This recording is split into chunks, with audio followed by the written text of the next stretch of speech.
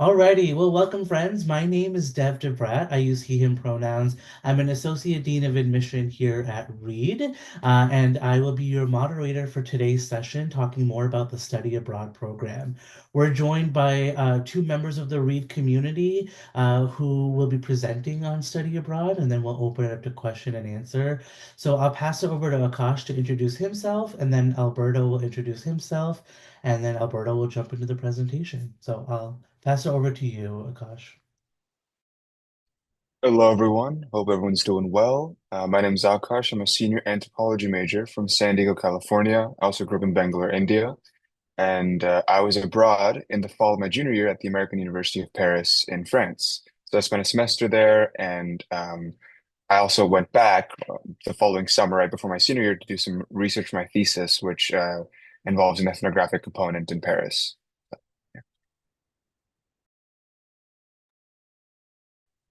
Hello, my name is Alberto del Río Malo. I am the Associate Dean of Global Education and the Director of the International Affairs Office at Reed College.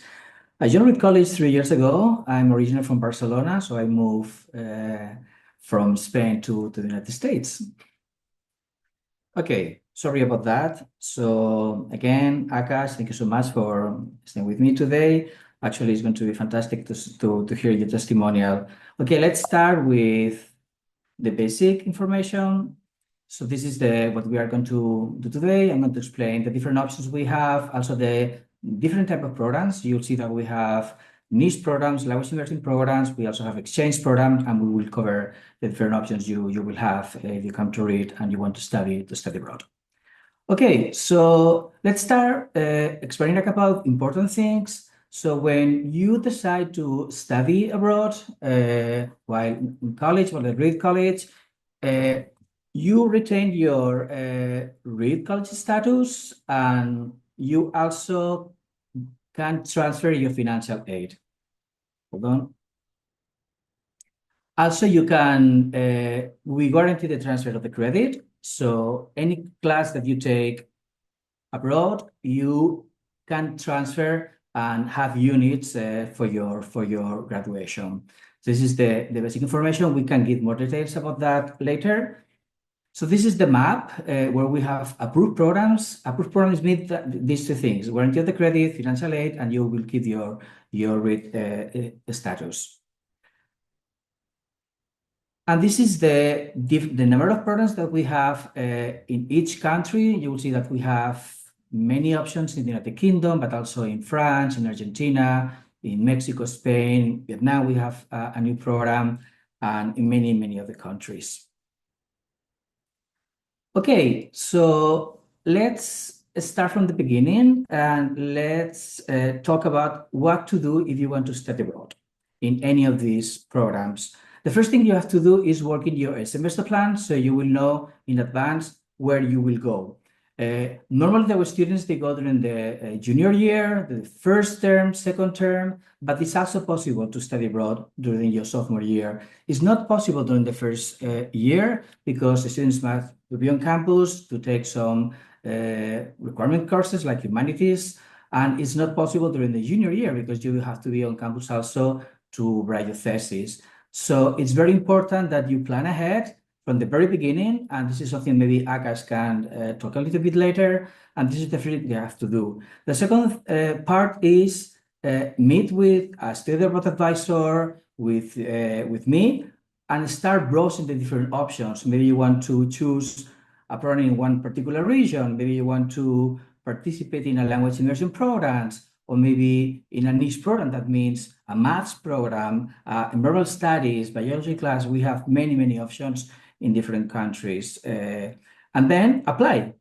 In some cases, you just need to be nominated by Reed because we have exchange agreements with many universities and they will accept your nomination. In other cases, you will need a letter of recommendation, a personal statement, and other type of documents. So maybe, Akash, you can explain a little bit your experience and how was when you decided to study abroad, and any recommendations that maybe you want to share with everyone here. Yeah, absolutely. So as I mentioned before the presentation started, I was choosing majors at the same time as I was planning my semester abroad. So I was declaring in anthropology.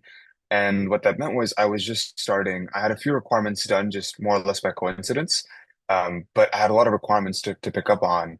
And I'd made an 8 semester plan, just as Alberto mentioned, which is the most important thing in this process. And so I knew that I could graduate, but I also had to pick a program that had the anthropology courses that I needed during the fall 2023 semester for my junior year. And so part of it is we're actually going through the different programs, looking at course catalogs. I was looking at DIS Copenhagen, so it's a program in Copenhagen, Denmark, very closely. And then I realized, oh, okay, these courses might be more sociology, not as much anthropology. And AUP was the big school that we actually had one of our anthropology professors go and do a visit and look at the courses, look at the environment, and say, this actually is a great fit for anthropology students. And so there was kind of this almost guarantee that my experience there would have a good connection and overlap and carryover with my experience at Reed. Um, Another component was just language. So I was a little nervous of going to Paris, going to France, not speaking honestly any French.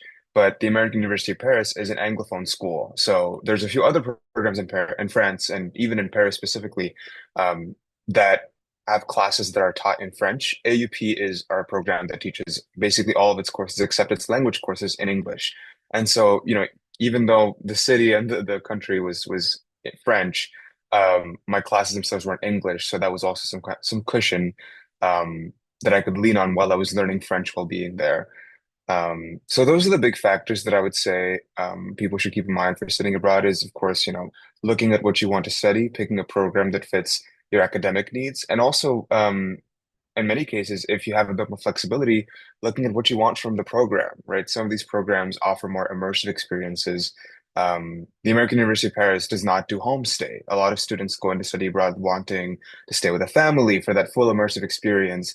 I had my own apartment, and so for me, it was this more of a space to learn how to be independent. And I was cooking and meal prepping more for the first time because at Reed we have our Commons dining hall, and I have board points, and I live on campus. I live in a dorm still, as you can see at Reed. So I think it's good to have that planning part figured out, and to do it the semester beforehand, because keep in mind, some countries can take up to 3 months to process a visa. So I would say anyone who wants to study abroad should keep those in mind. And if you've got a major at Reed that requires, quite a few classes like neuroscience or physics, it's good to know that you want to study abroad as a freshman or early on, so you can start planning for it and make that 8 semester plan ahead of time. So. Thank you, Akash. Another important thing, Akash, and maybe we can explain to the students, is that before you will go to any of these programs, you will work with your academic advisor and the different department chairs to receive pre-approval of every single course that they're going to take. So this is very important to know that before going there, you will know that all of these courses that you want to take are going to be pre-approved. And when we receive the official transcript from our partners, the registrar office will know that all of these courses have been pre-approved. So that's why I was explaining before that we guarantee the transfer of the credits. I think it's something important to keep in mind. So we have different type of programs. We have partnerships with many universities around the world. And again, once you receive the acceptance letter, you just need to start working with the visa, as Akash was explaining before, and that's why it's important to plan ahead, because it can take some months. And then in parallel to this, you can start working with the advisor and the department chair to receive the pre-approval for this course. And then you just need to go there, and they will know that you have been an accepted student to this university, and they will give you an orientation, your ID of any of these universities, and you will start taking classes with local students and with other international students attending any of these classes. As you can see here, we have a partnership with some of the best universities in the world, including Oxford, Torquato di Tella in Buenos Aires, Edinburgh, Cork in Dublin, in Ireland, also Trinity College in Dublin, University of Barcelona, many options, all American University of Paris. Akash was attending a couple of years ago, a year and a half actually. But also, some of these universities are exchange partners. So that means that we nominate the students to go to any of these universities, and they nominate students to come to read. And this is a great opportunity, actually, because All your classes are going to be direct online classes with local students and international students, and you will be learning from different perspectives, different academic culture. And something that is nice and is that since we will know the students that are going to come to read when you are studying in these universities, you will have the opportunity actually to make friends with these universities. So you will have friends that will show you the city, will help you with the new academic culture, with the university, and you will do the same when they will come to read in the following semester. So again, all of these universities are exchange partners, and my office just need to nominate you to be accepted. As you can see here, we also have domestic partners. So it's possible if you want to spend one term in the East Coast, you can go to Solo Lawrence, for example, or Bard College in Brooklyn, New York City. So this is something that also you can consider. It's very common actually to have students studying for the entire academic year and they spend one term in one of these universities and the spring term in another university. So this is something also to remember when you plan to study abroad. And then we have other type of programs. We also have some providers that would be study abroad providers, like the School Field Studies. They have programs in Cambodia, in Tanzania, in the Patagonia, in Australia, in Costa Rica. It's a small group of students, between 25, 30 students, and is, as the name says, is a field studies program. You can also go to Athens with CYU. You can also go to Rome if you are interested in classics. You can go, Akash was mentioning Scandinavia, right? Denmark or Sweden. Also, we have partnership with some US institutions. They run programs in different locations like NYU. They have programs in Florence, like Syracuse, or in Shanghai. So we also have this type of agreements with organizations that they offer different type of study programs around the world. And this is the brief presentation. I know that Dev suggests to us to leave time to answer questions, so we are very happy to do that now. Awesome. Thank you so much for presenting both Akash and Alberto. Those a lot of really good information. So we've gotten some questions already submitted. So our first question, the student is considering working a part-time job while studying at Reed. Would a part-time job be enough to support uh, the study abroad process for them? I mean, again, it depends of your financial situation, and I think I should insist about that. If you have financial aid on campus, you will keep it when you study abroad. So that includes everything you will have. In some cases, that even can include the flight tickets, right? And some out-of-pocket expenses. But obviously, if you can earn some money while on campus, you will be able to do more things when you study abroad. Normally, students want to travel, and that's a good opportunity to do that. In general, living in a different country, except for big capitals like London, Paris, and I guess maybe you want to give your experience about that, is less expensive than living in the United States. So if you go to Argentina, if you go to Italy, the cost of living is going to be less expensive. I guess I don't know, maybe you want to talk a little bit about your experience in France, in Paris. Yeah, absolutely. I mean, one big thing about being abroad on a student visa is that almost always you won't be able to work a part-time job there. And you can probably plan on having more expenses there because in my case, I love traveling. So I did a lot of, small weekend trips to other places since Europe is much smaller than the US. So it's a lot more accessible, a lot more train tickets and flights.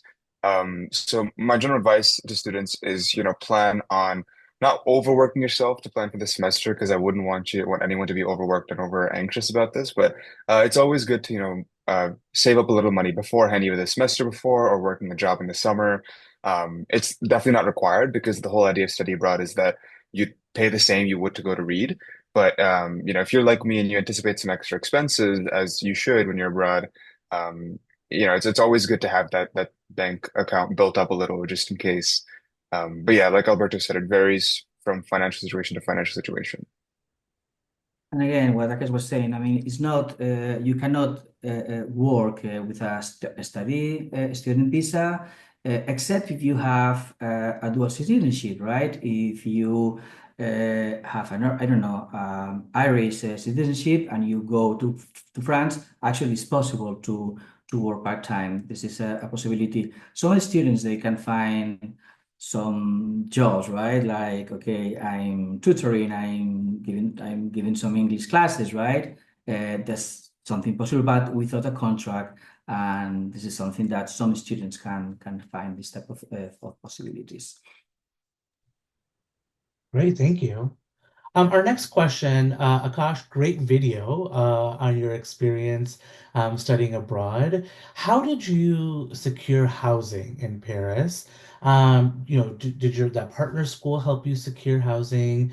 Did you work with them directly? Did you find your own housing? And then maybe Alberto, after Akash answers, maybe you could talk a little bit more about what that partnership looks like with some of our programs in terms of finding housing for those students. Absolutely. And this is a great question because it dives into one of those nitty-gritty things that you have to really keep in mind as you prep for study abroad. So AUP has a very solid statement that they will help their students get housing. You have to find housing through them, actually. There was almost not a single student that I met that was a study abroad student who had found housing on their own. So we all live in residence halls that are provided or connected to AUP. I was in a partner residence hall, which means the building wasn't directly owned by the school. It was kind of like an apartment hotel that the school had partnered with. So basically, the school makes a contract with the residents that says, "Oh, we'll make sure that a certain amount of rooms are booked for our students in exchange for a lower rate." And what that meant was I had a pretty solid apartment hotel that was cleaned once a week with new sheets. It was in a really nice area. If anyone's curious about Paris specifically, it's in a place right outside the 15th district called Issy-les-Moulineaux. And how it worked for selection was they have a list of residences and partner residences, and over the summer you have to kind of rank your preference, and it does vary by cost, right? Because maybe a single room in a really nice part of Paris is going to cost a bit more than having a roommate right outside of Paris. And so trying to do that cost benefit analysis of, how far do I want to be, how close do I want to be, do I want to have my own room, was something I did just beforehand. And so I made my list of my priorities for residences of 8 dorms. And so I picked one that was a little farther. It wasn't in Paris proper, but I had my own room, and to me, it was worth the price. I was also on financial aid. I've been on financial aid at Reed since I was a freshman. And so how that worked was because financial aid kicks in the first week of classes at Reed, I was paying for the apartment in July, so before I actually got financial aid, and all that meant was I paid out of pocket. I paid the semester fee for the housing ahead of time, and the school reimbursed me when classes started. But the school also gave me an option. They said in case you can't afford the fee up front, you can take out. I mean, they called it like an emergency loan, but all that means is they'd give me kind of a cash advance, and that would be subtracted from financial aid when the semester starts. So I had kind of the opposite process available. So the school was very supportive and give me options on how to pay for things before financial aid officially kicked in. The housing options depend on the type of program. With some providers, it's part of what they included, right? And but don't forget that most of these universities are urban universities, and it's a little bit different than the U.S. system. The students they rent an apartment by themselves, but in every single program, uh, including the exchange partnerships, the equivalent of the International Office at Reed, they have connections, they have recommendations. With some extension, for example, Amsterdam is the college in the Netherlands, they have a residence dorm, right? But as I guess we're explaining, they will give you the different options with dorms that they have contracts with this university or contacts with host families. So the options are living in a dorm, in a shared apartment, and they will also give you links to official websites where you can actually find this type of apartments or a host family that if you want to have immersive experience is always a good option to live with a host family. If you live with a host family and it's offered by the program, probably you will have included the breakfast and the dinner. If you live by yourself, then you will need to cook by yourself and buy the groceries. But in every single program, they will give you the different housing options. Great, thank you both. Our next question, is study abroad aimed solely towards historical, anthropological, and language studies, or are there some focused on like the physical sciences? I mean, you can study wherever you want when you study abroad. Some of these universities are top research universities, and maybe the physics department at one of these universities is bigger than Reed College. So the options in every single discipline that you can imagine, you will find an opportunity. And we were talking about the approved programs. So approved programs mean that are part of our academic catalog, right? They have been evaluated by our faculty members, but we cannot have programs in every single part of the world. So we also have a process. It's a special petition for non-approved programs.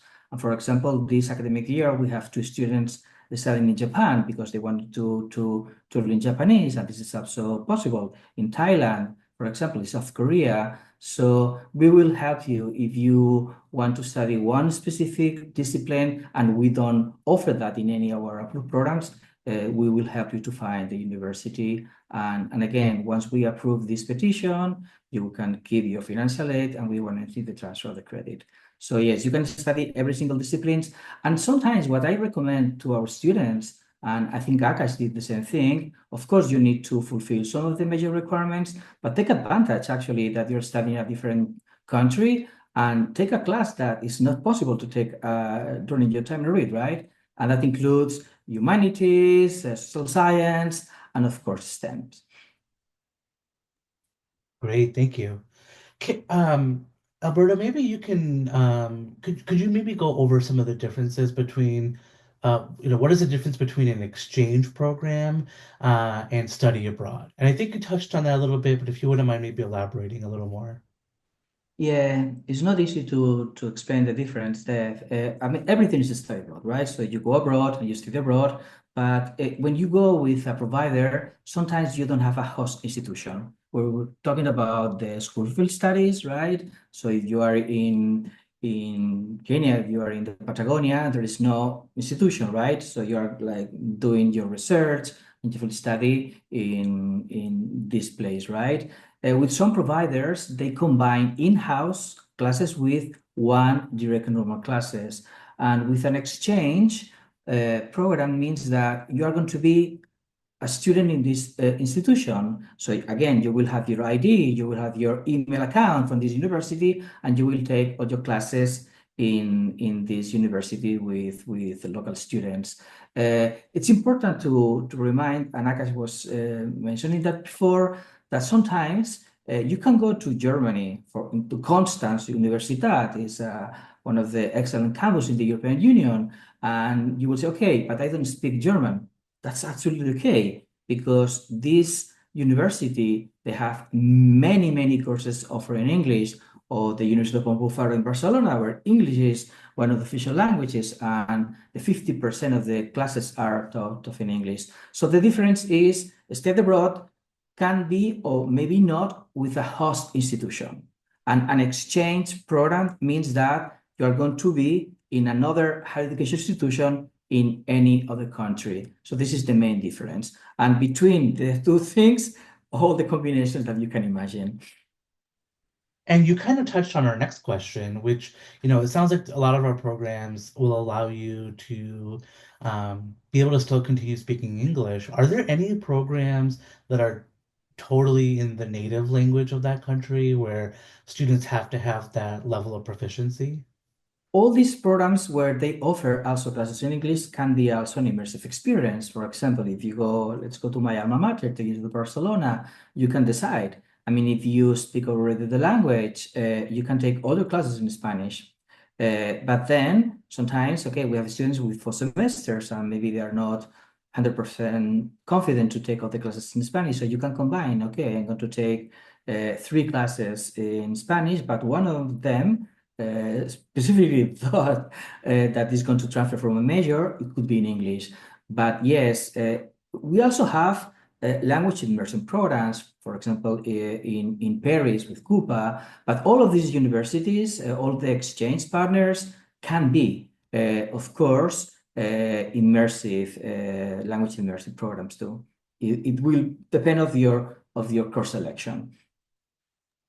Great, thank you. We've had a lot of students express interest in our three-two dual degree program or engineering dual degree program. If a student is um, trying to participate in that program, are they also eligible to do study abroad? You are, yes, but it's very important again, and we have been talking about from the beginning of this session of the webinar. It's very important that you plan your semester plan, right, from the very beginning. So you need to work with your academic advisor. You need to explain your interest in studying abroad, and they will help you to select the term that is going to be easier for you to study abroad. If you go to the IPO website, you will see many examples of the A semester plan in every single major that we offer at Reed College. So, and that includes also interdisciplinary. But again, it's very important that you meet with your advisor and that you inform them that you want to study abroad. Great. And can you maybe elaborate a little bit more about what the application process looks like for Mhm. study abroad? Are there GPA requirements? What do students have to turn in or should know that they'll need to be prepared for that application process? And since Akash is actually a study abroad advisor, he works in my office with other readies. Akash, maybe you want to explain how is the process, and later I can explain a little bit about the GPA's requirements or the language requirements. Absolutely. I mean, so the application varies from program to program. So the first thing that we have students do is if they want to study abroad, they fill out our internal read form. So we have them on file. We know, one, that they want to study abroad. We know when they want to go, what their major is, what their year is, and a few programs they're interested in. Usually, we try to keep it to three programs possible, but sometimes up to five. And then they meet with one of our student advisors so we can help them narrow down and pick a program. And of course, we can send them to Alberto when they have more program specific questions. After picking the program, they proceed to apply to the program itself. In some programs like Sarah Lawrence Paris or Oxford, it's a very thorough application process where you are sending in a personal statement, up to three letters of recommendation, sometimes language attestations for professors and evaluations. And of course, you have to get director approval, so that'll be Alberto's approval. So it can be very formal process with very strong deadlines. Um, We've also got programs where it's just another form. So you fill out the form online and you share your interest. And because Reed has official partnerships with these programs, it's very rare. In my experience advising students over the past year and having planned this process myself, I've never seen someone get rejected. Oftentimes they might be like, "Oh, okay, you have to clarify something or change something." But usually because of these partnerships, it's very strong correlation that students can go into a program they decide on going to. And then, as Alberto mentioned with direct exchange, there's oftentimes nominations. So we might have limited spots for certain programs, in which case you notify our office in Alberto that you'd like to go abroad to, let's say, Amsterdam University College in the Netherlands. And so Alberto nominates you officially, and that is sometimes sufficient, or maybe it requires more materials to get you accepted to that program. So there are different type of requirements. The first one is the internal one. You need to declare your major before applying to study abroad, right? This is something that every single student must do. And Akash was actually changing major, right? And that's why he had some difficulties to find the right program for him. And then two main requirements. One is the GPA in some cases, but not all of them. The highest one is with Oxford, right? It's a 3.8. But then it varies from 2.5 to 3. It depends of the university. And again, not all of the universities, they have a GPA requirement.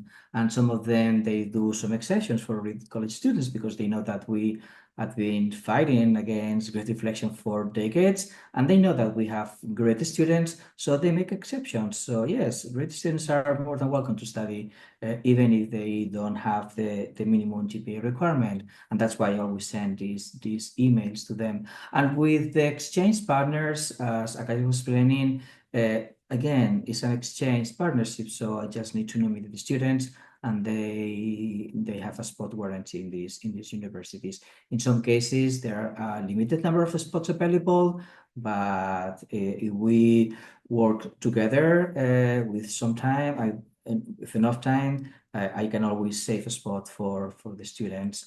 And then the language requirement, right? We're talking about if you want to study in a language immersion programs, the minimum that they are going to ask is 4 semesters at Reed. So that means that you need to do 111, 112, and 211, 212 on any of the language that we offer on campus. So GPAs, the declaration of the major, and then the language requirement in some programs. Great, thank you. Do students typically take the same number of classes and units when they're studying abroad? Yes, it depends also of the country. For study abroad programs like the School Field Studies or any other niche program, right, linked with some specific discipline, the students need to take 4 classes, and we transfer that for 4 units. You know that at Reed we have units for every single other program, including the European Union programs, and we have many programs there. Each class with 6 ECTS, that the European Credit Transfer System, transferred to Reed per 1 unit. So you just need to take 4 classes when you study abroad.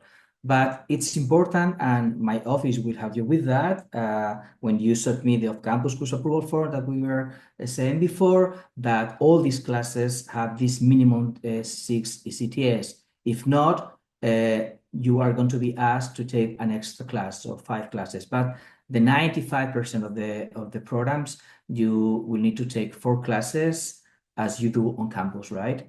With some exceptions, depending on the program and depending on the number of credits of each course and the contact hours. Great. And then just for the sake of telling folks in the session here, in the chat box, I did put the link to Akash's video for his time in Paris. If you have not seen the video, this is what we referenced in Alberto's presentation. Um, Yeah, so something related with the credits and grades, because we didn't mention that, and I think it's important, those concerns studying abroad. So when you study abroad, you need to take these 4 classes, and we will mark your grades, right, in your transcript, but we won't count the grades that you receive when studying an approved program towards your GPA. So students should be relaxed and enjoy about the new experience, because of course you need to pass the class, but it's not going to impact to your GPA when you return to Reed. great. And how is health insurance handled while studying abroad? Mhm. It's mandatory, and it's part of the visa application process. So every single country, when you apply for the student visa, they require health insurance, and in some cases it's included, and in other it depends on the country. Each country is a little bit different, but they will give you the different options or the minimum that should be included in this health insurance, and you will submit this when you submit your student visa application. In some programs, it's part of the program fee. In some programs, you need to or double check if you are under the Pacific Source insurance, that is the general one that we have to read. That covers international, but sometimes you want to check with your family, because maybe your family insurance also covers international. It has international coverage. But we also work with the students with that, because it's part of the application process to obtain the student visa.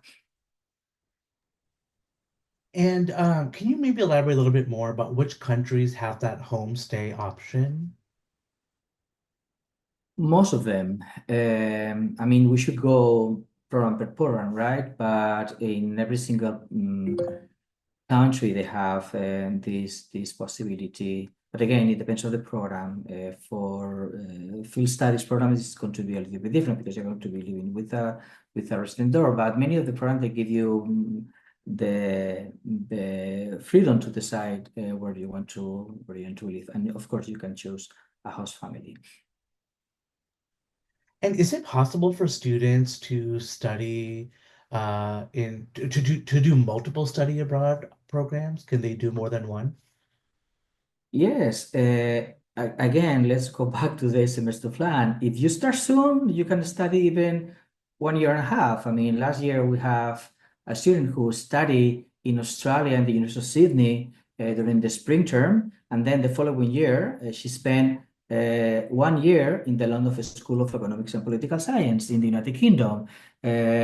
Because she was working in the semester plan literally the first week, right? So she was taking the classes that she needed to take on campus. Compared with other schools, Reed has a very high percentage of students who spend an entire academic year studying abroad, right? The majority of schools is maybe 3-5%, and we are close to the 20% of our students. But it depends. That I was saying before that it's very common to spend one term in Paris and then the second term in London, or the first term, okay, I want to focus on Spanish language. You can spend the spring term, that is our fall term, in Buenos Aires, and then another spring in Madrid on Seville, right? So you can have 2 falls or 2 springs. That is quite amazing. But yes, it's possible. It's quite common in our college, but you need to work from the very beginning to, make the puzzle. Akash, what advice would you give to students that might be considering studying abroad? I would say if you're considering studying abroad, keep considering it. Start early. I mean, one big thing about my study abroad was that I didn't know it was even possible until basically like at this time when I was a sophomore and I wanted to go abroad the following fall. A friend of mine had just said, offhandedly before spring break that I want to study abroad. And I was like, we can do that at Reed. And she was like, yeah, it seems like it. And it was not until after spring break that I met with Alberto. And so I wasn't even applying to these programs until mid-April. A lot of the deadlines had passed, and AUP was fantastic. There's a high chance I would have gone anyways, even if I'd started earlier. But that process could have been a lot easier and less stressful if I had just known coming into Reed that one, study abroad is possible, and two, that's something I want to do, regardless of my major. So this is why we're holding more of these events, of these panels and conversations, and the office itself is doing more outreach because we just want incoming students and applicants to know that yeah, we have an international programs office that is more than willing to help you get out there.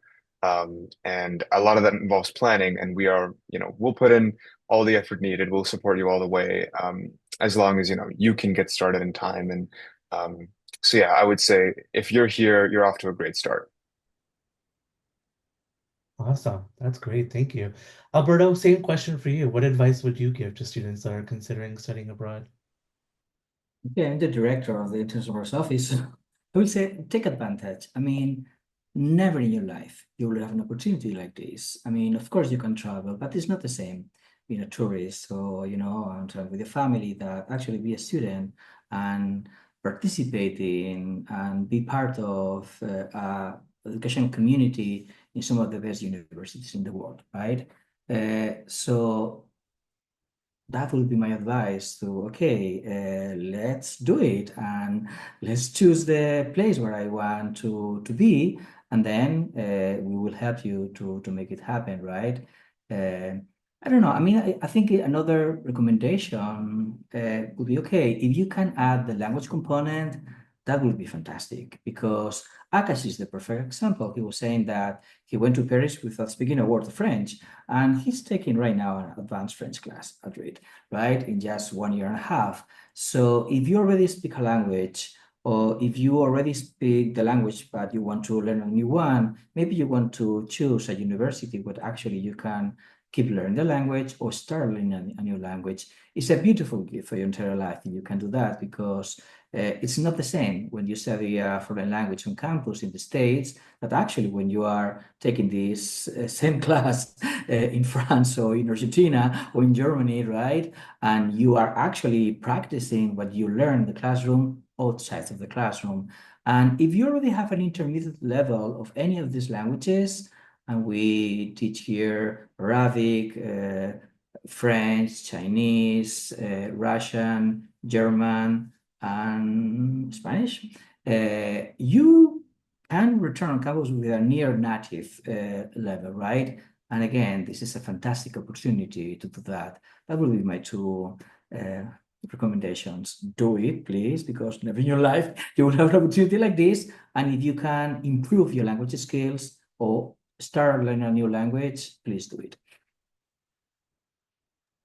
And you might have touched on this, and I apologize if I just missed it, but how many students typically study abroad each year at Reed? Almost a 50% F. Last year we were 47%, and we are now supporting students who are applying to study in the fall term of 2025, and we have the highest number in Reed history of students studying abroad. And maybe because we have a fantastic team of study of advisors like Akash, that they encourage the students. But I think that also because we approve many exchange partners, so we have all the students from other universities coming to read, so they make friends on campus and they feel more secure to go to this other university because they already have some familiar faces. But yes, almost the 50% of our students study abroad and keeps growing. I That's don't know where it's going to be the limit, but we have been exhausted these last weeks because the deadline to apply for the fall term of next academic year is coming soon. Yeah, that's phenomenal. I did not attend Reed. Attended a different school in college, but my study abroad program in Italy was what I attribute to my career in higher education today. So I too am a big proponent. Are there any Change your faculty? life, Dev. I don't know because I Oh know yeah. that changed Akash's life, right? He returned to France the following summer to do some research, and he's already planning to do that. And but you don't know until you are there, right? That's why I think it's a good idea to at least explore this possibility. Oh yeah. No, I 100% agree. It is an incredibly life-changing experience. Um, do any of the Reed faculty offer study abroad programs like where they lead that program as a part of their course? Yes, we started 2 years ago with Read in Rome, and I love the name, Read in Rome. And two professors from our GLAM department, Greek, Latin, and Ancient Mediterranean department, spent 2 weeks in January in Rome.